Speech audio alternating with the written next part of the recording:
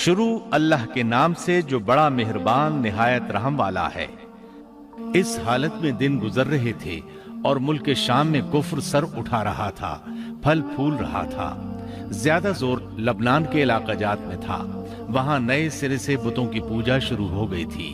اللہ کی طرف سے ہدایت آ جانے کے بعد وہ پھر سے خباثتوں پر اتر آئے تھے۔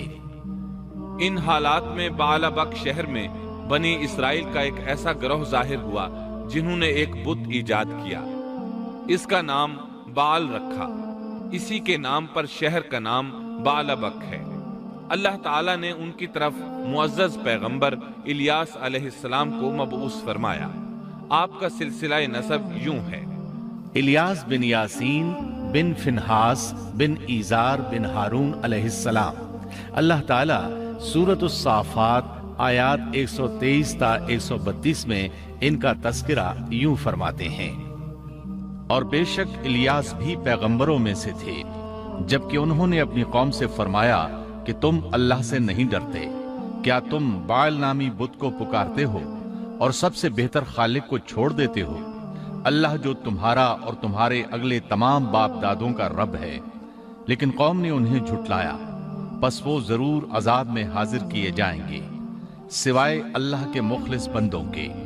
ہم نے الیاس کا ذکر خیر پچھلوں میں بھی باقی رکھا کہ الیاس پر سلام ہو، ہم نیکی کرنے والوں کو اسی طرح بدلہ دیتے ہیں، بے شک وہ ہمارے ایماندار بندوں میں سے تھا۔ قرآن مجید میں ان کا نام الیاس بتایا ہے۔ انجیل یوحنا میں ان کو ایلیا نبی کہا گیا ہے۔ بعض آثار میں ہے کہ الیاس اور ادریس ایک ہی نبی کے دو نام ہیں، لیکن یہ بات درست نہیں، کیونکہ اول تو یہ آثار سند کے اعتبار سے قوی نہیں، دوسرا یہ کہ قرآن مجید نے سورۃ الصافات اور سورۃ الانعام میں الیاس علیہ السلام کے جو حالات اور اوصاف بیان کیے ہیں، ان میں کسی ایک جگہ بھی یہ اشارہ نہیں ملتا کہ الیاس علیہ السلام کو ادریس بھی کہا جاتا ہے، اور نہ ہی سورۃ الانبیاء میں جہاں ادریس علیہ السلام کا تذکرہ ہے کوئی ایسا اشارہ ملتا ہے کہ ان کو الیاس بھی کہا جاتا ہے۔ مورخین نے ادریس اور الیاس علیہ السلام کے جو نسب نامے بیان کیے ہیں ان سے پتہ چلتا ہے کہ ان دونوں نبیوں کے درمیان صدیوں کا فاصلہ ہے، لہٰذا اگر یہ ایک ہی نبی کے دو نام ہوتے تو قرآن مجید ضرور اس کی طرف اشارہ کرتا اور مورخین بھی اس کی کوئی وجہ بیان کرتے۔ مفسرین اور مورخین کا اتفاق ہے کہ الیاس علیہ السلام شام کے باشندوں کی ہدایت کے لیے بھیجے گئے تھے، اور مشہور شہر بعلبک ان کی رسالت و تبلیغ کا مرکز تھا۔ الیاس علیہ السلام کی قوم مشہور بت بعل کی پرستار تھی اور توحید سے بیزار اور شرک و کفر میں مبتلا تھی۔ اللہ کے برگزیدہ رسول الیاس علیہ السلام نے ان کو سمجھایا اور راہ ہدایت انہیں دکھائی، اور بت پرستی کے خلاف انہیں واعظ و نصیحت کی اور خالص توحید کی جانب انہیں بلایا۔ کتب تفاسیر میں ہے کہ بعل نامی بت سونے کا تھا اور اس کا قد 20 گز تھا اور اس کے 4 منہ تھے، اور اس کے خدمت پر 400 خادم مقرر تھے۔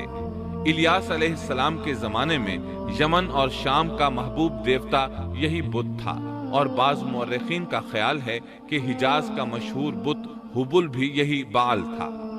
سورۃ الانعام میں الیاس علیہ السلام کا جن آیات کے اندر ذکر آیا ہے وہ نوح اور ابراہیم علیہ السلام کی اولاد اور ان کی نسل کے انبیاء و رسول کی ایک مختصر فہرست ہے۔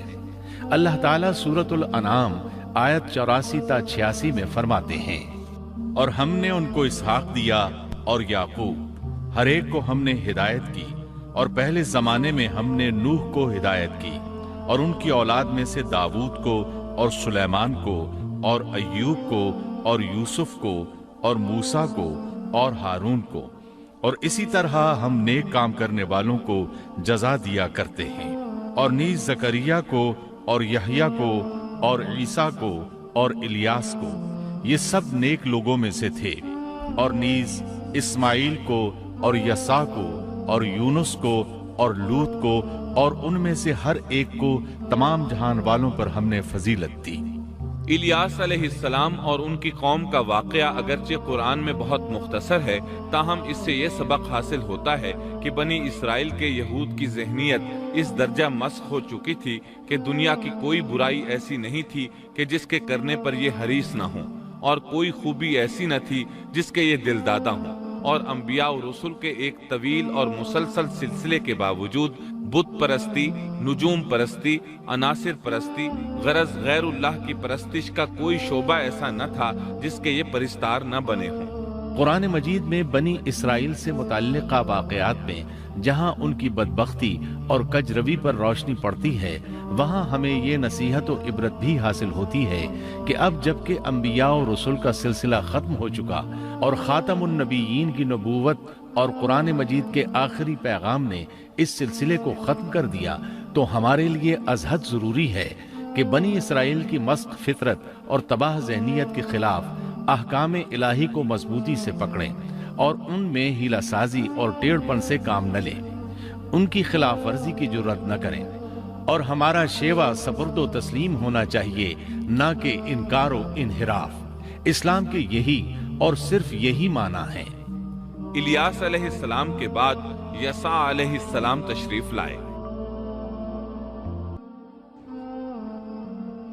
इस बार हम आपके लिए पेश कर रहे हैं क़िससुल अंबिया। कुरान करीम के ये क़िसस लुत्फ़ अंदोज होने के लिए हरगिज नहीं सुनाए गए, बल्कि इनसे तो बनी नौ इंसान को सीधा रास्ता दिखाना मकसूद है।